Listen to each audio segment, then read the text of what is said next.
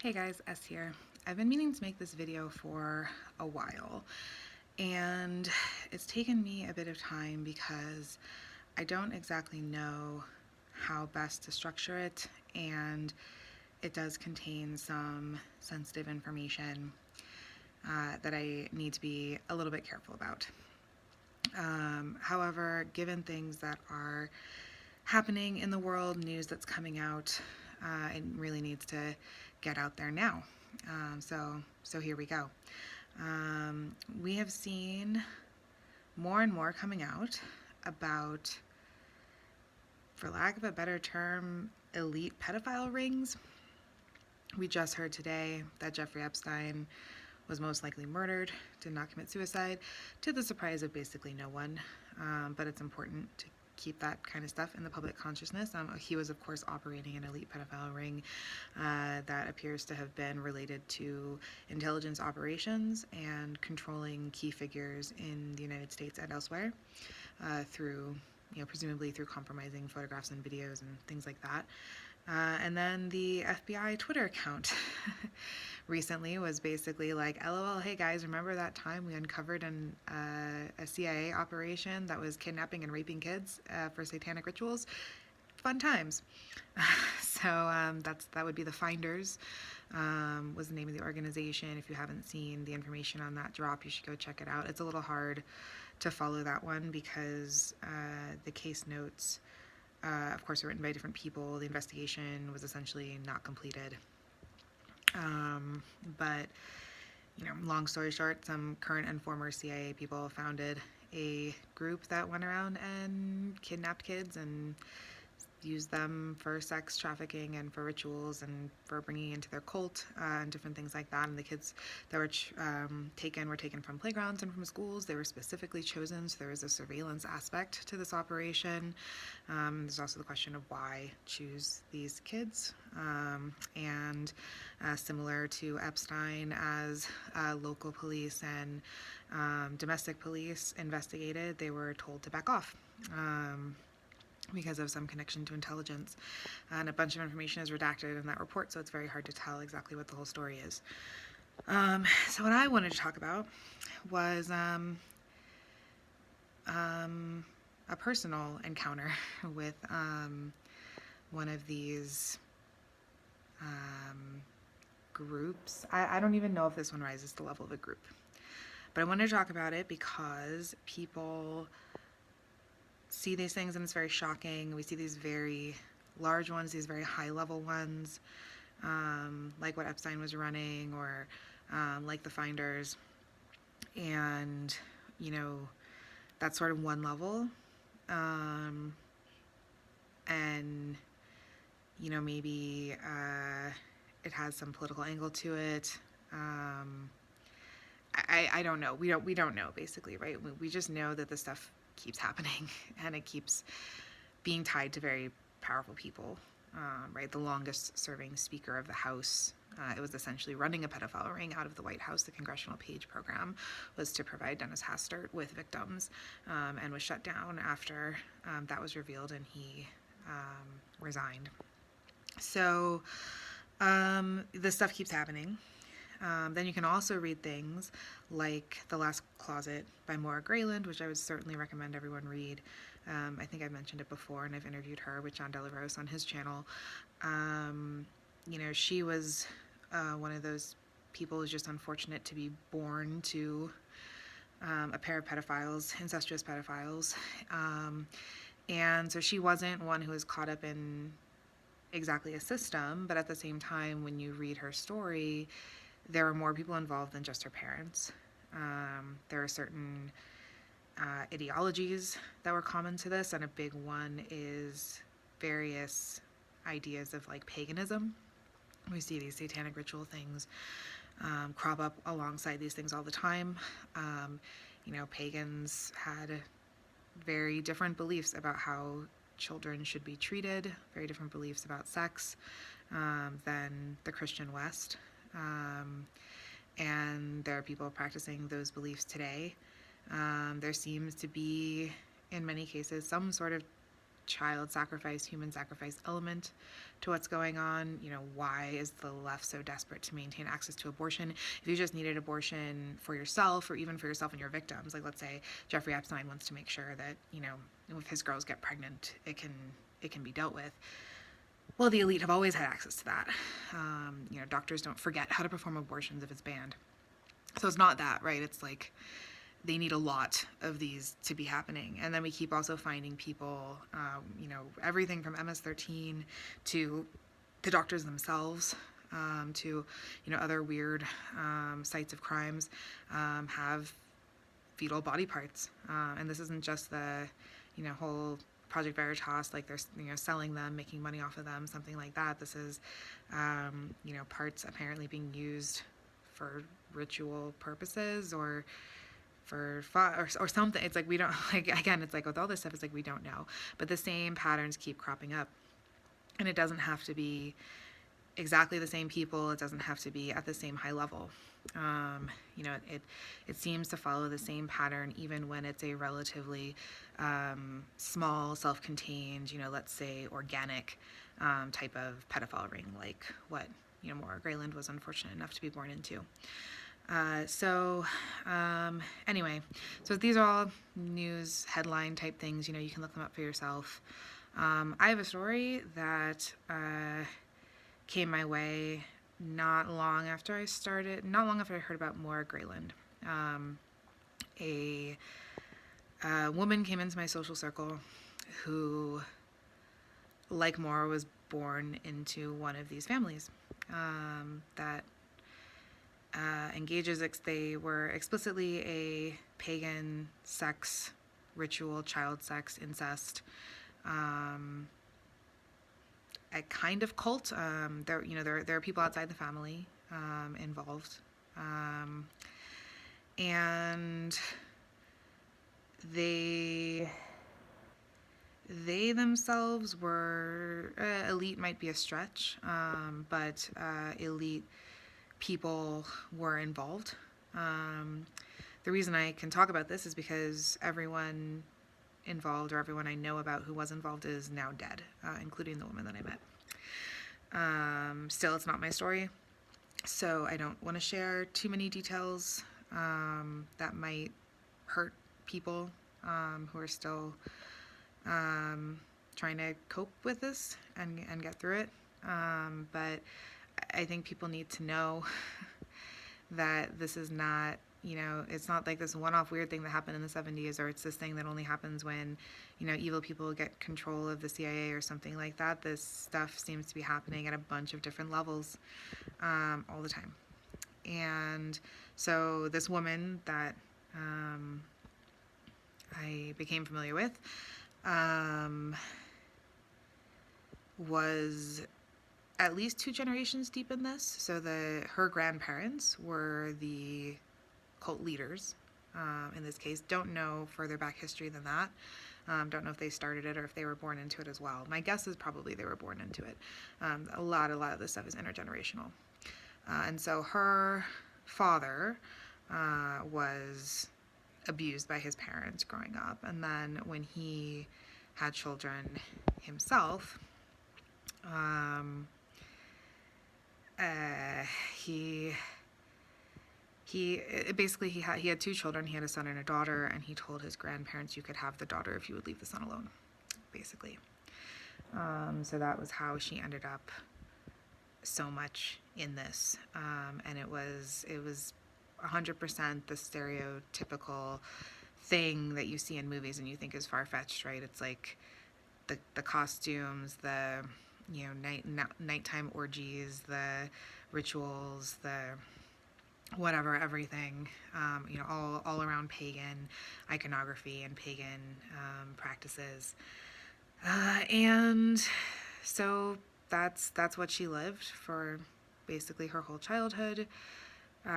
Even within that, like I said, there are people outside the family. Even within that, there were degrees of the abuse. I guess I don't want to get into totally the details, but I know a lot of the details of exactly what happened to her. And they're all confirmed. This isn't just like some woman told a story.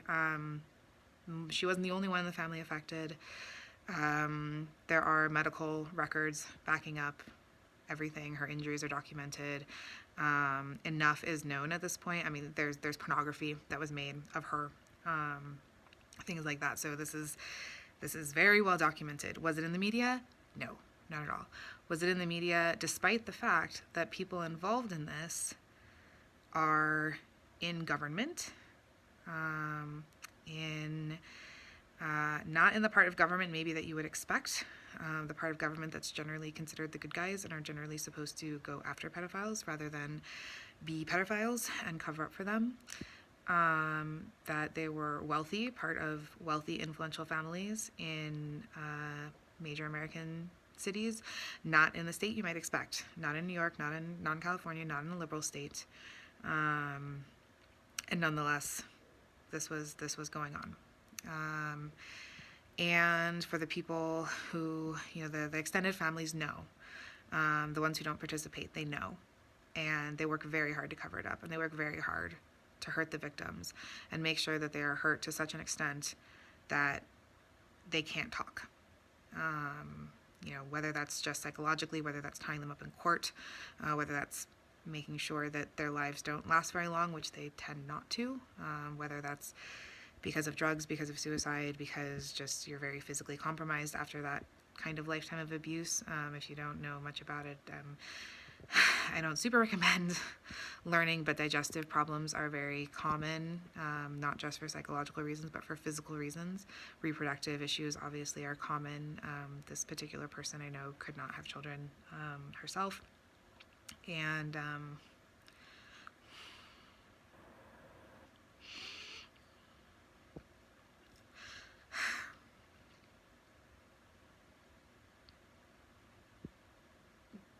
and so typically these people don't last that long. And even if they do, and they don't stay in the cycle, like this woman's father chose to, and continue to participate and become an abuser themselves. Being able to speak out about it or do anything about it is often a bridge too far. It's extremely expensive to do inpatient trauma psychological work. Not a lot of people have access to that. I guess the plus side of elite families being involved in this is their elite children sometimes get enough money to pay for that kind of stuff. But there's a lot of work to do before you get to that point. And then even if you get through that, again, the life expectancy is not great. And there's always, of course, the possibility that you do everything right and people are they're too powerful and they're too ruthless. And I've no doubt in many of these cases people are they're killed, surreptitiously or whatever. But I mean, think about it. It's like, who are these people? They're people operating within law enforcement, essentially doing this. How many medical examiners are compromised? How many? How often do you have the ability to make sure that the attorney that you go to is not compromised, that the person you get to do the autopsy on the victim is not compromised? Not that many opportunities. And then even when you do, like we see with the these McMartin elementary school claims that are sort of resurfacing, you can get your own people to do an investigation, but then, people discredit it. You have the media machine, in the case of the woman I know, just not talking about it. They'll never talk about it. The family's too powerful. And that's it. That's what happens. So, I don't know that I have any particular conclusions or messages about this one.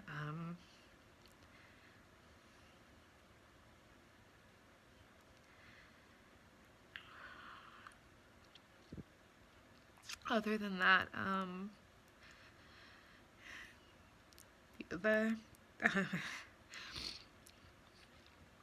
there's a reason that monsters operate in the dark. And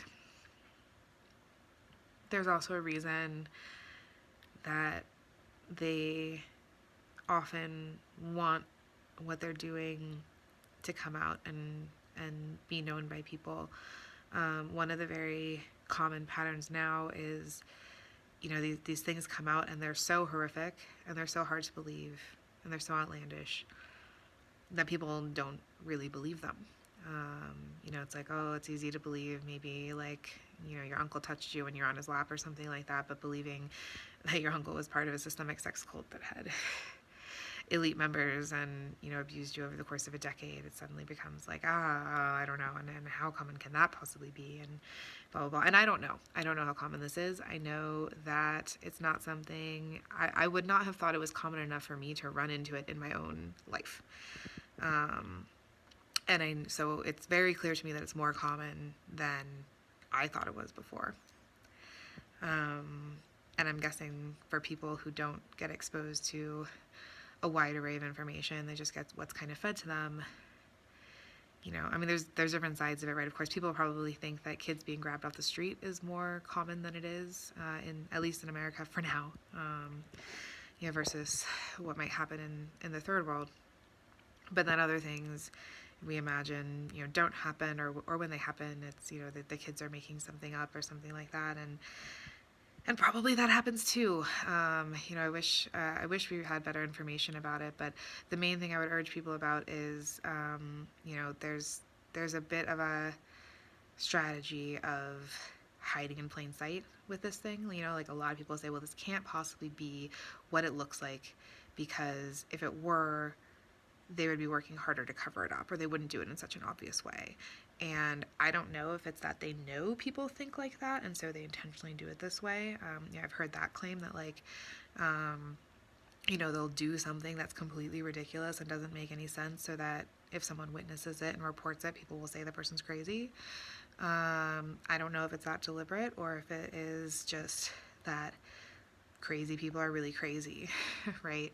And so trying to fit it into this paradigm of things that make sense. If you think about the baseline thing doesn't make sense, right? The baseline thing of abusing children doesn't make sense at least I hope it doesn't, to most people, right? One very haunting story to me from Moira Greyland's book was a guy who asked her mother permission to have sex with her when she was 6 years old. Now, he was having sex with her mother. Her mother was in her 40s and massively obese. And he was one of those people who was into the hedonistic lifestyle that was prevalent at the time. I think this was the 70s. And he basically, it was just, I wonder what it's like. That's what it was. It was like, I wondered what it was like to have sex with a 40-year-old massively obese woman, and I wondered what it was like to have sex with a 6-year-old. And so I asked her. Unfortunately, her mother said no, but not for the reason you might think. Mostly she said no, seems like out of jealousy of her daughter. But anyway, so, where are these lines, right? We hear these kind of stories of like, oh, well, this person's, the wires got crossed, or they were abused, or their brain got messed up, and now they're only attracted to children. That's not what we're seeing, right? These people who are having these ritual orgies and stuff like that, I don't even know if they are attracted to children. I don't know if it's really about that. Not to do all the feminist, like, rape isn't about sex kind of thing, but I'm not sure that this is. Obviously, if your pursuit was pleasure, most of what they're doing doesn't really make any sense, right? So I think we don't know how to think about this. And like I said, it's like, I don't even know how to predict what's going on. I don't even have a model. There are various models I've heard that can possibly explain it, but I don't know which one is right. I don't know why these people do this stuff. I don't know what it's about. But, these are the things that I kind of wanted to debunk with this story, like this idea that it has to make sense in some sort of conventional way. It doesn't make sense. It's not going to make sense. The fact that, with the Pizzagate thing, there was a sketchy email of a woman talking about her grandkids and how they'd be in the pool as entertainment and listing their ages and things like that. And I heard some people saying, like, well, I think it's an innocent explanation because I don't believe a grandmother would do that. Okay, so I'm telling the story because this is a story of a grandmother raping her granddaughter, not just handing her over to other people to be raped. She did that as well. Many of these things are intergenerational. Of course, if you have some desire to do this to children, the easiest way to do it is to have them yourself. And many of these people have ideology that surrounds this is another thing you'll see in The Lost Closet, right? So the best way to pass on ideology or kind of experiment on the world with your ideology is to have children and raise them that way, right? I'm doing that with peaceful parenting, right? To see how does that work for my children. And pedophiles are doing the same thing, right? Why go through all the trouble of, kidnapping, grooming, whatever, like trying to gain access to children when you could just have your own, especially if you can find a partner who's, gonna support that. So that happens.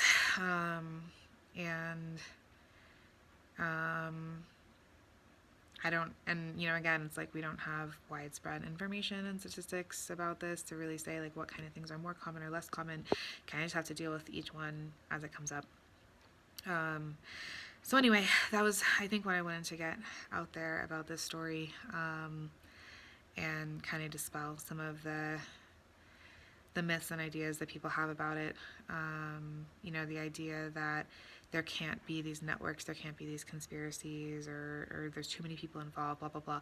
Epstein had dentists for his girls, right?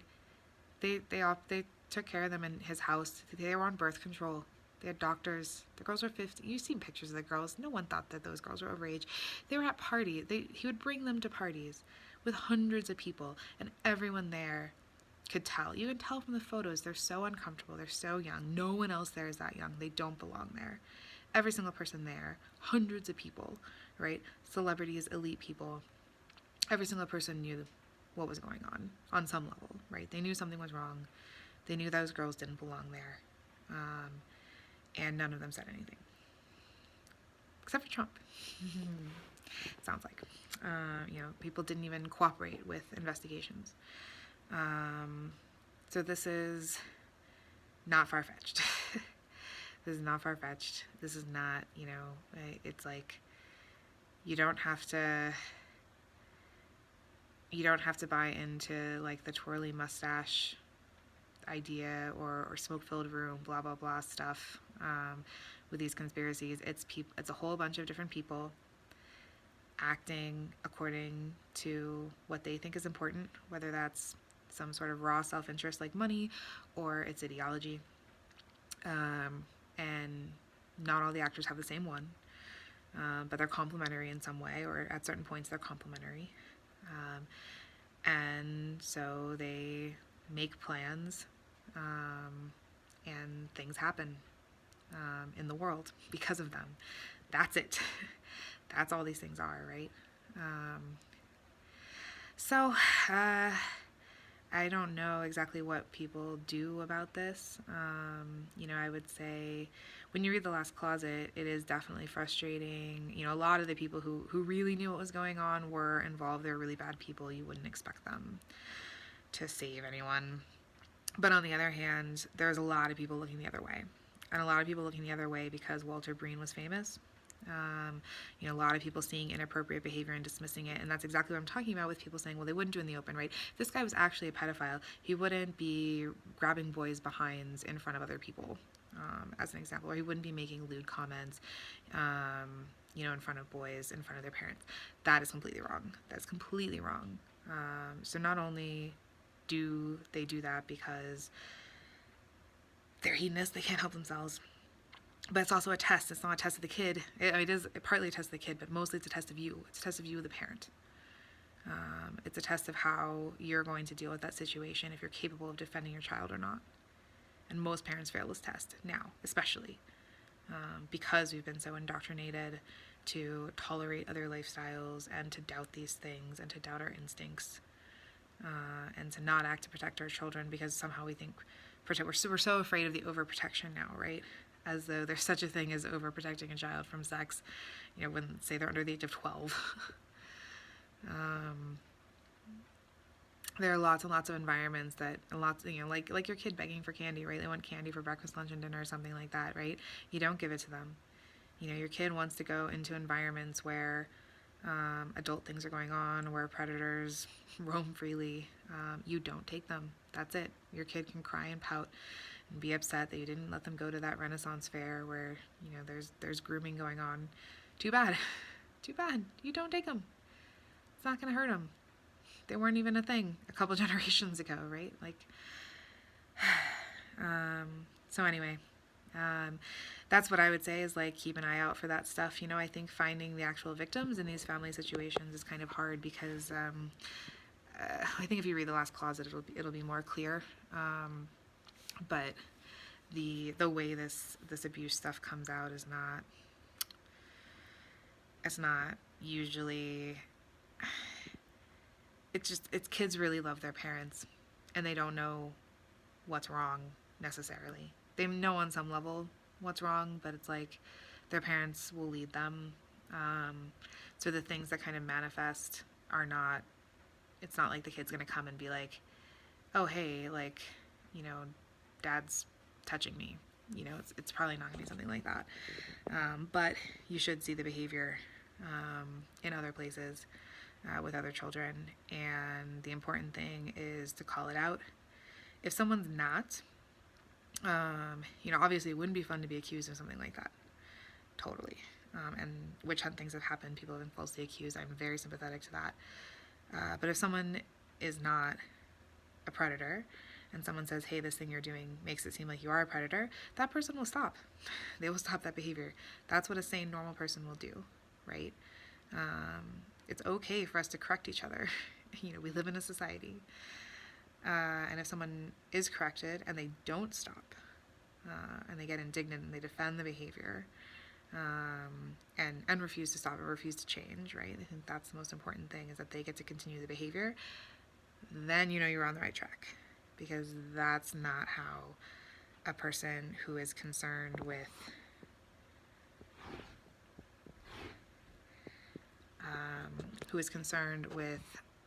following social norms and social mores behaves. So yeah, that's where I'm at. I hope that this is helpful. I really hope this is helpful. I really do. So yeah, get the stuff out there. These are good red pilling normie type things, right? The information about Epstein. Unfortunately, the sordid details, which are not always easy to find in the mainstream sources, because they kind of whitewash certain things and then, you know, sensationalize other things. But keep talking about it. I think this is a really good vector for talking to people, because most people, you know, it's one thing for people to tolerate certain levels of corruption. Oh, you know, Dianne Feinstein's husband got $20 million from the Chinese, and what do you know? She had a spy in her thing, right? And people are just like, oh yeah, people, corruption, money, whatever. When you turn it over to, oh, by the way, also they rape kids. I think that's a level that people aren't going to tolerate. So at least I hope not. If they are at that level, we're kind of screwed. But yeah, so I think that's a really good one to push and to push out there. And of course, do it as best as you can from mainstream sources. But you really can do that. There's a lot of stuff. Like I said, these people want it out there to some extent. They want it to be seen, right? I mean, Tony Podesta profiled his pedo art, you know, in major magazine, lifestyle magazine. So you don't, this doesn't have to be, you know, not that InfoWars is that fringe, but, you know, this doesn't even have to be like InfoWars is your source, right? FBI documents, you know, primary sources even, for stuff essentially now is possible. So get your sources in order and talk to people. So thanks guys. Bye.